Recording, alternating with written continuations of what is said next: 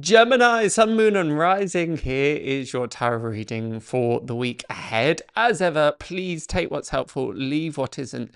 This is always intended to be guidance about how to best navigate the week ahead, but as ever, get the messages to fit into your life rather than getting your life to fit around the messages. This week, all the cards are appearing in reverse. Sometimes when that happens, I just assume, oh, okay, the deck's upside down. Let's turn them all around. I was tempted to do that, but actually this spread makes more sense to me upside down than it does upright. So we're going to work in it this way. We start with the Empress card in reverse. Empress card is normally about birthing, creativity, abundance. So the big question to be asking yourself this week is, what am I not birthing? What ideas am I not releasing into the world? What am I not allowing to come forward? She's very connected with the sacral and the solar plexus chakras, if you're familiar with that kind of parlance. So a lot to do with confidence here, and the confidence that is required in order to present something, give birth to something. That may be an idea, that may be it's very often linking with creativity. Obviously, the most creative thing we can do is give birth. So if you're not giving birth this week, surprise! No, I'm being silly. But it's more like, yeah, that's in its extreme. In a subtler way, it's more about birthing these things that have been germinating for a while. It has a feeling that some of this has been percolating for a while and is starting to kind of stew in a certain way. And what happens if we remain in that place for too long, things start to go very stagnant. Therefore, one of the questions to be asking yourself this week, Gemini, is how do I bring new life, new energy into things if you are feeling things that are a bit stagnant or a bit stale? Because that's probably more to do with something that is being held back rather than it to do with external factors. Another suggestion here, we have the Page of Cups reversed. Another suggestion here is, where's the fun? Where's the play? Where's the spontaneity? Have those things too gone out of the window this week? If so, I would really encourage you to just have some playtime. Life can get very serious, particularly if we have worries, financial anxieties, responsibilities, work, kids, all of that stuff that really pulls on our resource. And that's perfectly normal, perfectly natural. I would look very much at your downtime at the moment and consider, is my downtime productive? And I don't mean productive in necessarily that you're doing lots. I mean productive in often I can get into a habit of just slumping in front of the TV. And yes, okay, that can at times be restful, but there are arguably more conducive ways to relax. And in this instance, I would say that is very much around play, spontaneity, silliness. I went to see a comedy night the other night, and it was really nice. It was just nice to really laugh. It was nice to just be in that collective energy of play, of silliness. So bring that more in. If you are somebody with kids, ask yourself, am I allowing myself to be that playful adult?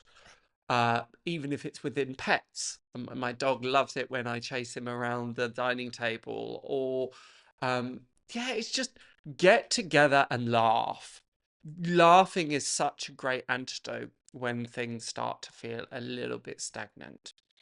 And we have, I'm jumping to the end of the reading, but you have the Four of Pentacles here.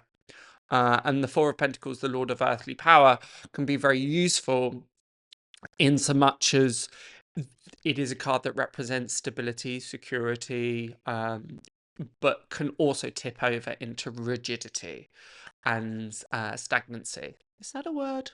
I hope so.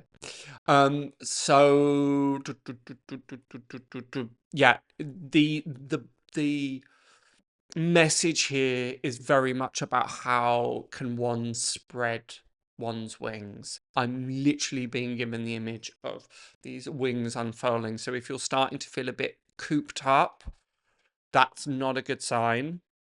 How can we reflect that? And that doesn't necessarily have to be physically, it might be, but it's more cooped up in terms of routine and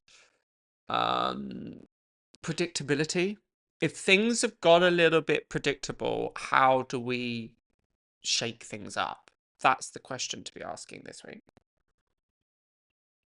And then we have the Three of Wands, the Lord of Established Strength, and the Two of Cups, the Lord of Love, here in reverse as well. I did mention at the beginning that all the cards were reversed. Because they're all reversed, you know, I never like to be the bearer of bad news. Not that it's particularly bad. Despite them all being reversed, this feels like mild irritants rather than anything desperately out of kilter by any means. But the Three of Wands in reverse, have you lost sight of your goals? It really reinforces this aspect and this idea of, are you getting quite caught up in the nitty-gritty of things, the everyday life? Are you feeling as though you've got your nose right to the paper? Very much reinforcing this symbol and this idea around claustrophobia in a certain way. The fact that they're all reversed, that's what I was going to say, was indicates that you may feel that things are a little off kilter, a little bit niggly, a little bit, oh, this isn't quite coming together in the way that I'd anticipated or hoped. The fact that you have Wands, Cups, and Pentacles kind of indicates that sensibility may be felt across the board. Unless, of course, you're following some of that advice around playfulness, silliness, spontaneity, lack of structure, lack of routine. And that doesn't mean that all has to go out the window. But if things have started to become too tight-fisted or too predictable, that word that was used before, then how do we break that? The Two of Cups also just indicates, sorry, it sounds really like doom and gloom, but I would much rather give an honest account of the energies that are at play and how to best navigate them than to say, oh, everything looks hunky-dory and there's nothing to worry about and it's all great, because that's kind of not useful. Obviously, my intention is not to dash hopes or dreams or kind of bring anybody down, certainly not. It is more of a reassurance that if things feel a little bit off, you're not necessarily making that up in your mind.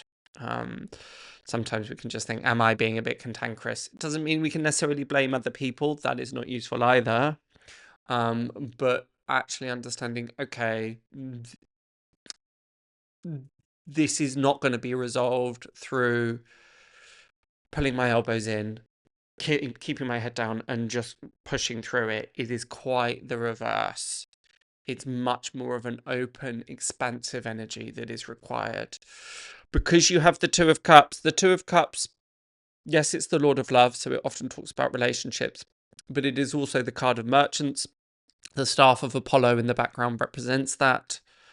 So interpersonal dynamics, particularly within relationships and friendships not friendships, although they fall under the umbrella of relationships, of course. Your interpersonal relationships within your personal life and work life may be a little bit off kilter here. Don't take anything too personally. Don't read into it more than you perhaps should. Don't say anything that you'll later regret. Just know that, okay, again, this may just be just feeling a little off kilter is all that there is. Play, spontaneity and fun is the answer this week, Gemini. As ever, I'm going to implore you to subscribe, sign up. If you want notifications, email notifications of when these videos are released, you can read the pinned comment below on how to do that. It will also give you guidance on how to find your sun, moon, and rising sign if you don't know it already, and you can do that for free. But until next time, have a splendid week, and I shall see you then. Bye for now.